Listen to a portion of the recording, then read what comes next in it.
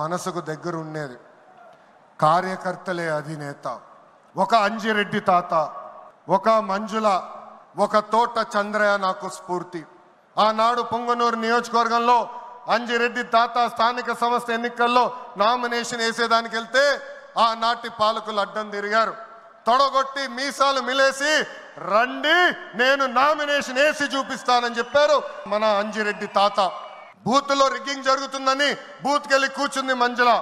ఏకంగా మంజుల గారు ఉంటే బూత్ రిగ్గింగ్ జరగదని ఆమె పైన దాడి చేశారు. రక్తం గారుతున్నా భయపడలేదు.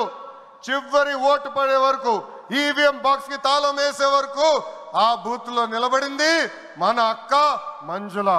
చంద్రయ్య గారి గురించి ఎంత చెప్పినా తక్కువే. మనందరం చూసాం, నడి వీధిలో ఆనాటి పాలకులు తరిమి తరిమి కొట్టారు. ఏకంగా డివైడర్ పెట్టి కత్తిని గొంతుకు పెట్టారు.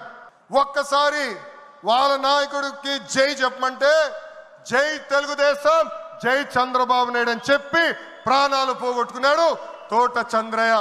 ఎస్, ఈ రోజు నేను ఈ సభాముఖంగా గర్వంగా చెప్తున్నా, ఆంధ్ర రాష్ట్రంలో ఎప్పుడు జరిగిన విధంగా తోట చంద్రయ్య కొడుకు కూడా ఈ రోజు మన ప్రభుత్వ ఉద్యోగం ఇచ్చింది. అందుకే తెలుగుదేశం పార్టీలో కార్యకర్తలే మన అధినేత. ఈ రోజు మేమందరం ఈ వేదిక మీద నుంచున్నామంటే దానికి కారణం తెలుగుదేశం పార్టీ కార్యకర్త చెమట. ఆనాడు చంద్రబాబు గారు ఒక్క పిలిపిస్తే బాబు షూరిటీ భవిష్యత్ గ్యారంటీ చేశారు. నేను ఆనాడు నియోజకవర్గానికి వచ్చి మాట్లాడా, శంఖారావం చేయాలి, ప్రతి గడప తొక్కాలంటే మీరందరూ తొక్కారు.